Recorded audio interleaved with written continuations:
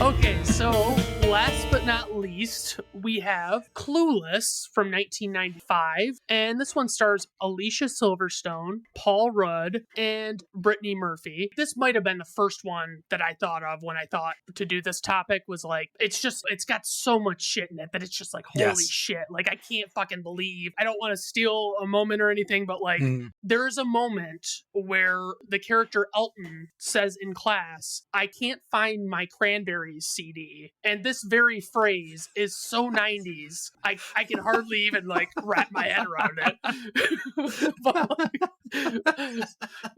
Well, so you know, we've talked about all these movies, like, you know, some of them reflect the time, some of them kind of defined the time, or a combination thereof. To me, this one 1000% reflects the 90s. Like, I feel like somebody just filmed a bunch of people for a few days in, you know, Beverly Hills or wherever the hell they're supposed to be, and then turned it into a movie. This just screams the soundtrack, the cultural references, the look, the way people talk, the lines, the one you just gave about the Cranberries CD. Like, it's just screams 90s. Like, oh god, it really does. This could almost like go into a time capsule as something that represents what the 90s looked and sounded like. It's funny because there's like aspects of it, obviously, that are like no one who's watching it for the most part is going to relate to. Like, girls that were in high school in the 90s couldn't relate to Alicia Silverstone's character Cher and her like massive wealth and like all of these things that she could do. But it was also like she was still doing and saying things that it was right in the, you know, right where it needed to be relatable to people. I mean, like there's a sequence. It's like, I remember this is the thing that like the movie won me over when I was watching it, and there is a scene where Cher like finds out she got a bad grade on something or whatever, and she calls her friend Dion, played by Stacey Dash, and she's on her cell phone, and already you're like looking at it, and it's just like, it's hilarious because like I remember when I watched it the first time, I thought, holy shit, like she's got a cell phone, it's like a flip phone, you know, like that's so cool. And now I like, the gag is that she is on this phone and she goes out into the hall 5 seconds after she starts the conversation with her, and she runs into her in the hall, and then they hang up their phones. Like, it couldn't wait until they ran each other. Bits like that's fucking hilarious. And now like looking back, those old ass flip phones, they'll never not be hysterical because they just look ridiculous. By the way, I just recently saw that they're like a commercial for, they're bringing back flip phones, but they're smartphones, and I got very excited. They do have them. Like I've seen them. They've been around for a little while, actually. Oh, have they? They're. I'm out of touch. Yeah, it's really all right. I've not heard many good things about them, but like you said, this one is very 90s. It's the 90s alternative. I think they open the movie with, or somewhere early on, they're playing No Doubt, like old school Gwen Stefani, when she's getting dressed and she has that old timey 90s computer with a very 90s graphic, and the graphics and colors. And it's like, at that time, that was like the computer of a rich person, you know? Right. Because again, something people I feel like have forgotten was that, like, at that point in the 90s, not everybody had a computer in their house at all. No, right. My family certainly didn't, you know? So that was like part of her rich kid. They referenced the Mentos commercial when Brittany Murphy is watching it and singing along with it. That was like a very 90s thing. Cindy Crawford reference. She was the hot shit in the 90s. Their dance that they go to at their school, Mighty Mighty Boss Tones are the band. They're watching Ren and Stimpy. They've got cassettes and VHS tapes. Like, all that stuff is just like, it's a time capsule. So that's what I was like noticing as I was watching it. I can't make sense of it because it's like, basically this movie, by all accounts, should not hold up. Like, but it's like almost in the way that it calls so much attention to all these now dated things is how it's like endured. You know what I mean? Like, it's not right. It's just like, it's front and center, and they're talking about it, you know? So I actually wrote in my final thoughts, but I'll jump to it now, is it's so entrenched and leans in so hard into its time and place that it like feels like a period piece. Like, if they made that movie today and wanted to blatantly set it in the 90s, they would do all the same things. Yeah. So as a result, it holds up like a period piece. And instead of feeling dated, it feels like it holds up weirdly, like ironically, right? Like you wouldn't think it would, but it actually feels like a period piece, right? Right. It becomes like funny in a different way in many aspects. Right. You had mentioned some of the terms they use, like the as if, whatever, hello, Betty. They call girls a Bet. She's a Betty. Totally bugging. Oh, when they are trying to find the party in the valley, Stacey Dash is reading the map as Donald Faison is driving.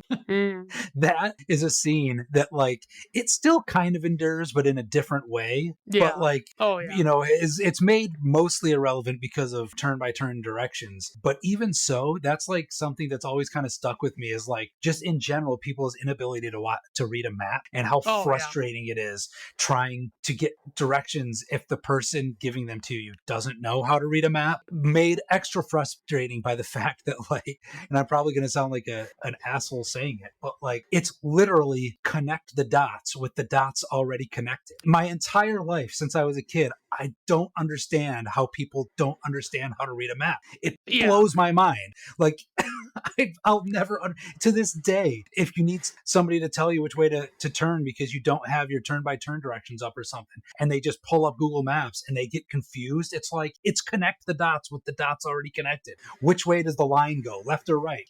We are the blue dot. Do I need the blue dot to go left or right? Like, it's not hard. Anyway, and it doesn't help that, like, some people, I think some people can read maps, but they're shit at giving directions, like understanding how much notice. I'm not saying that they don't. I'm not saying it's all bad. I'm just saying that for some people, I think that's a thing. Yeah, but that is definitely one scene that kills me every time I watch it. When Donald Faison just goes, he like growls because he's so frustrated. It just like speaks to my soul. Right. I love it. Do you think that there are any Breckin-Meyer roles that Seth Green did not audition for? I feel like, much like Dave Chappelle has joked about, there was an entire decade where, like, it was either him or Chris Tucker for every role that one of them played. I feel like, Seth Green and Breckin-Meyer were probably that. Yeah. Similarly, like, we need a silly stoner white kid. Like, it's well, obviously we're going to get either Breckin-Meyer or Seth Green. Just see which one is available.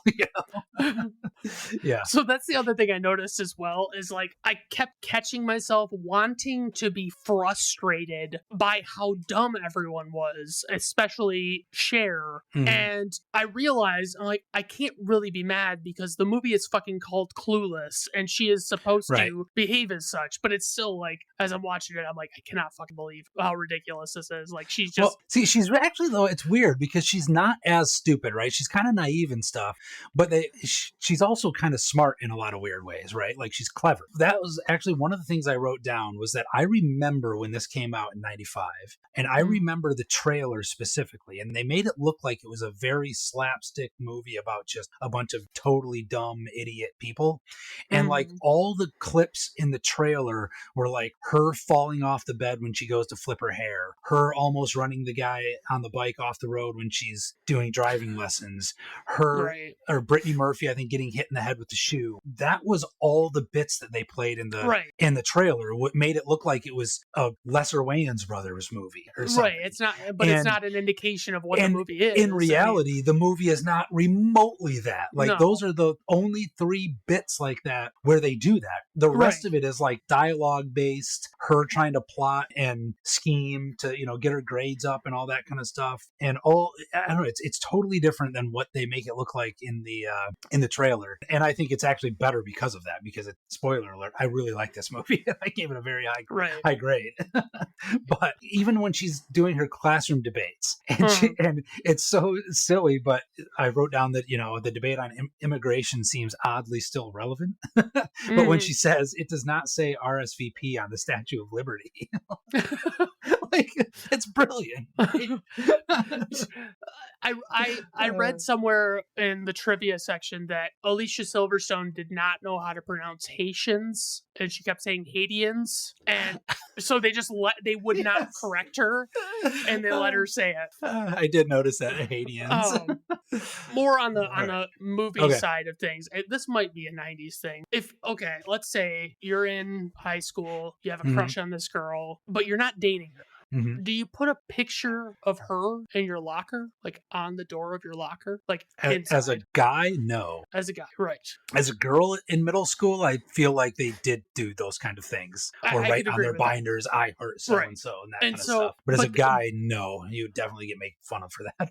But the assertion in this movie is not only would this Elton guy do that, but he hangs up a picture of Brittany Murphy because Cher took the picture and he's got a crush on Cher. And I'm like, that is kind of weird. Get out of here. Like, that's ridiculous.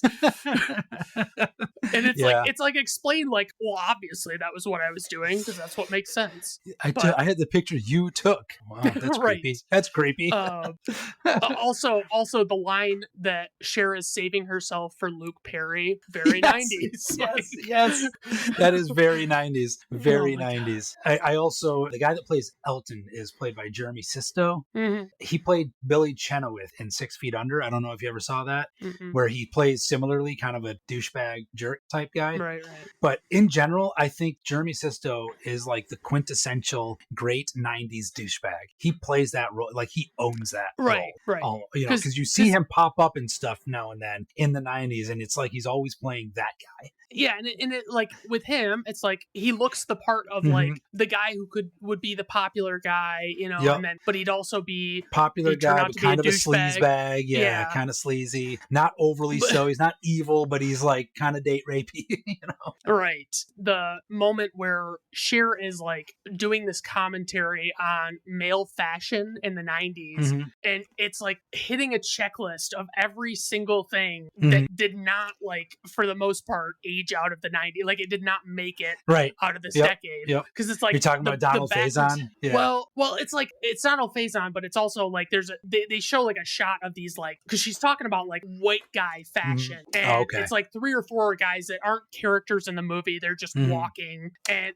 it's like they've got the Jinko jeans on. Is that in this movie? Fuck, I lost track. But something in this movie or one of the other movies we've done, I noticed a very strong thing with like people wearing a t-shirt with like an overshirt. Yes. That was like also a t-shirt or like a button-up shirt, and it's like it's so it's so prevalent in these movies. It's ridiculous. Well, again, so I'll jump into the things that I relate to from this movie, like my personal experience of the 90s. I don't think I ever didn't wear 2 t-shirts at a time my entire 90s life. I always had a t-shirt on under my t-shirt. Always. Right. I had a t-shirt on, whether I was wearing a flannel shirt, I had a t-shirt on under it. If I was wearing a t-shirt, I was wearing a t-shirt under it. Always, always, always. So yeah, I think that is very 90s. And kind of jumping off that, there's one scene where Alicia Silverstone is wearing like a tank top over a t-shirt. It's like a spaghetti strap tank top that she's wearing over a t-shirt. Right. And that to me feels very, very 90s, right? Oh yeah. So yeah, I think the trends and the fashions are very much so. What I was going to say about my experience. So this came out, as we said, in 1995. I was 13 years old. And I feel like we may have even talked about this on this podcast before. But like all the things as an adult cisgendered male, right? That I find attractive and that like turn me on if I see it in, on an attractive woman are born out of what was popular, what girls, not just my age, but probably a little older than me also were wearing when I was 13 years old. Or like between 13 and 17. Whatever the good looking girls that were either in my grade or a little older than me that, were super hot, right? Whatever they were wearing when I went through puberty, basically, to this day. And I wrote some of them down. I was like, the chokers, the tank top over the t-shirt, a girl in a flannel shirt, gets me going. Oh, Like, man. this was less my town or school, but certainly in this movie, the skirts that she wears and stuff, like all those things now, if I were to see a good looking woman walking down the street wearing a choker and a flannel shirt or something, like I would be like, oh man, she's super hot. Like there's something that like it just triggers my lizard brain, like back to when I was 13 years old, that like I'll never grow out of, right? Seriously, I think if I wouldn't have been a teenager in the mid to late 90s, I don't think I'd even noticed chokers. But that's what all the girls were wearing at the time, and I would not, it's seared into my lizard brain. So wait, was Alicia Silverstone, was she like a crush of yours during this time? So that was kind of what I was writing, was like I was 13 when I came out, and Alicia Silverstone was like kind of the it girl. We talked about Christina Applegate being the it girl when we were talking about 1991's Don't Tell Mom the Babysitter's Dead. I feel like by 95, when this came out, Alicia Silverstone was the it girl. She was in those Aerosmith commercials, in multiple of them. She was in both the commercial for Crying and Amazing. Okay. Right? Yes, I did know She's in both of those. And that's really where she got famous, because that was before this. She was the girl from the Aerosmith videos.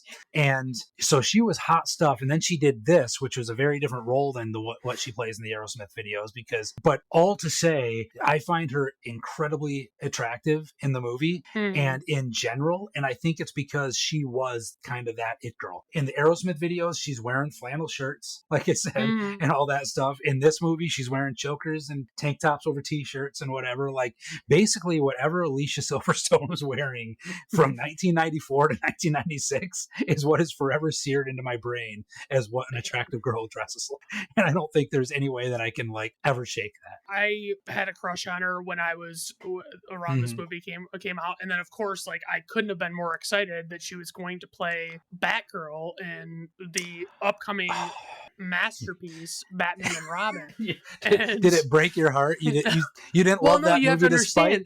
No, you have to understand. Like when I was 10 when Batman and Robin came out, and like I don't think it registered that it was like I didn't need to watch it more or ever again, but it was like I didn't recognize that it was like a bad movie. Like I didn't put those pieces together because it was just excitement and all that stuff, and I love Batman, so what can you do? Well, yeah, so that really sums up, I guess, my experience with it. And I talked about the trailer earlier, on how the movie really isn't what's in the trailer, which is a good thing because I think it's much better than what they alluded to in the trailer. I've always loved this movie. One thing we haven't talked about, though, is Paul Rudd. I was just going to say that. And Paul Rudd, to me, I can honestly, with a straight face, say that I've been saying for 28 years that Paul Rudd is a genius. He is a treasure.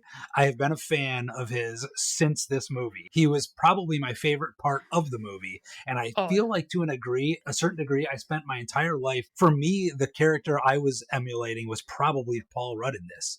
Like, even when I was probably in high school and college, the line where she says he has a knack for finding the only adult in the room and striking up a conversation with him, I feel like that's been me my entire life. I got along with people's parents better than I did my own peers. Like, he's like the perfect anti-Cher in this movie. Like, everything stupid that she's saying, if he's around, he's making fun of her for it, and she's just kind of like shrugging him off, like, oh, he's so annoying, like on the same note of like, because I love Paul Rudd. Everybody should love Paul Rudd. Right. I love Paul Rudd. Even Michelle mentioned as we were watching, she was like, Paul Rudd is so great. It's like, of course he is. He really He's the best. And it's, I mean, the only thing I found weird in watching, every time I've seen this movie, even when it came out, like it was like, I've always found it a tad odd, the whole ex-stepbrother dating. Yes. There is something goofy in that, right? There's something weird there. But I mean, I guess if this, her dad's like a serial marrier, like he might just have so many that it's like you're depleting the dating pool for your daughter if you've married everyone. Right. Yeah, and then of course he gets the ultimate payoff at the end when he gets to do that like absurdly aggressive kiss with her at the end. Oh yeah. Where it's like all tongue. You're like, oh my god. Like, are we sure this is rated correctly? Yeah. So anyway, that's pretty much everything I have to say about that movie. Okay. I still like it. I think it holds up. Like I said, like a period piece. I give it an A. Okay. I love this movie. I definitely still enjoy the humor. Like I said, it has somehow aged like a fine wine when every indication would be that it should not have aged like a fine wine. Shockingly. Right. It should have turned to vinegar and somehow it didn't. Right. And so, I mean, I still love it for that. There's a lot of, I mean, like I love a lot of the humor, a lot of, Cher doesn't, with her being as clueless as she is, she doesn't know what things are, but she like knows that she should think that they're interesting or like worth talking about, but she'll like pronounces Spartacus as Sporadicus and things like that. And that Sporadicus guy. she has no idea who. Yeah. But yeah, I love it. I give it an A as well. I really like it. It's also, we didn't really mention Brittany Murphy, but she shouldn't be overlooked in this either. No. She was excellent, and she was also. I've always kind of liked Brittany Murphy too. She did the voice of Bobby Hill in King of the Hill. Oh shit! And she's really she's surprisingly like more brilliant than you realize. I think if you really start to look at all the stuff she did, she was fantastic. Yeah, Rip Brittany Murphy. So that's the 6 that we chose. That's not to say that's the best 6 or the most quintessential 6, but it's certainly the 6 that we chose that would be fun to talk about.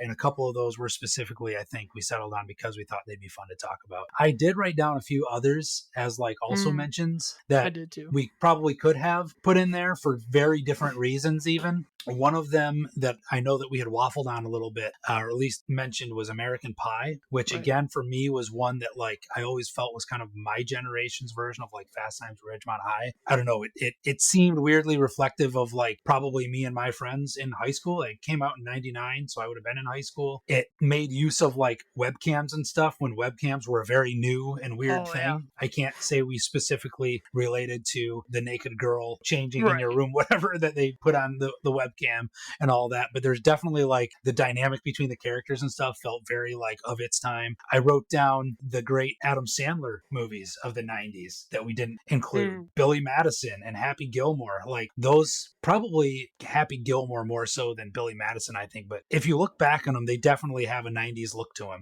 He dresses like a slacker from the 90s, right? Yeah. And strangely enough, like Happy Gilmore, even though it was made after, it seems more low budget than Billy Madison.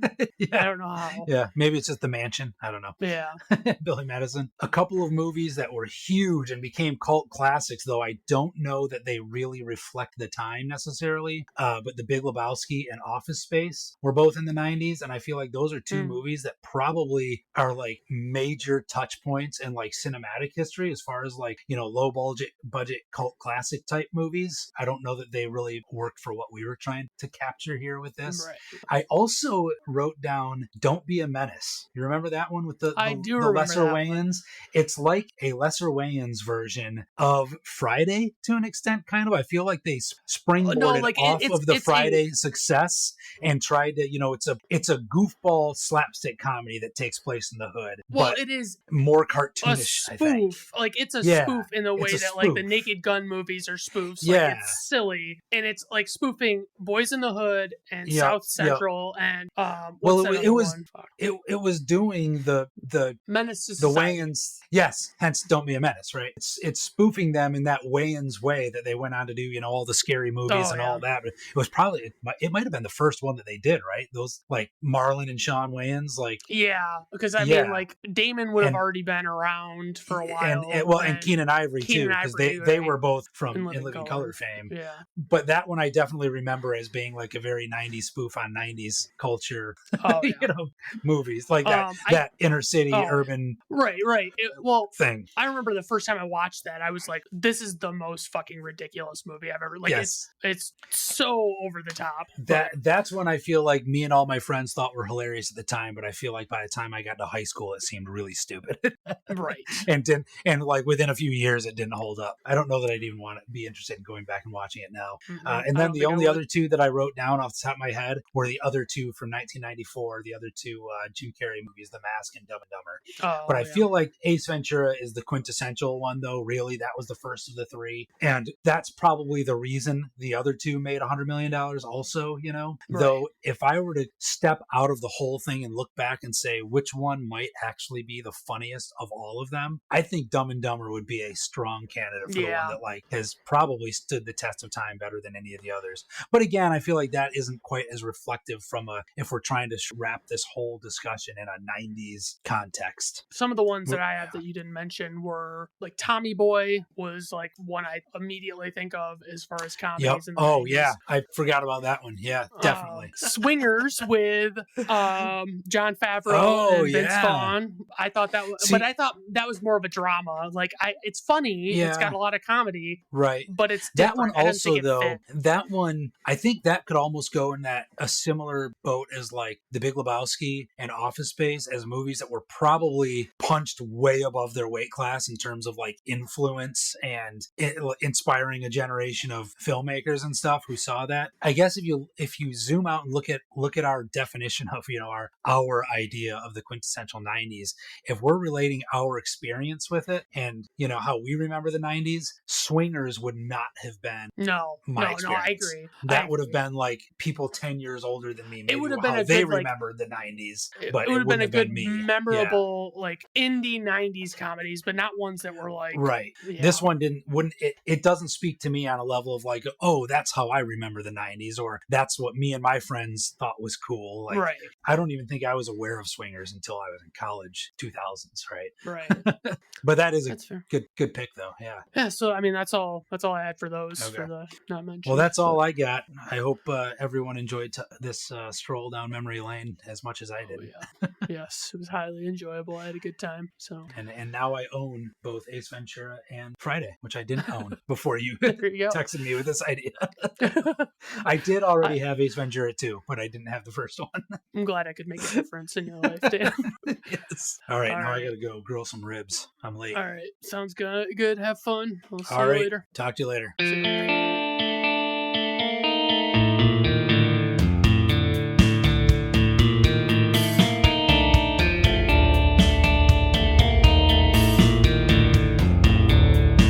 Brandon at Random Reviews artwork, theme music, and podcast are written, performed, recorded, engineered, directed, and produced by Brandon Griffiths in association with Brandon at Random Reviews Entertainment.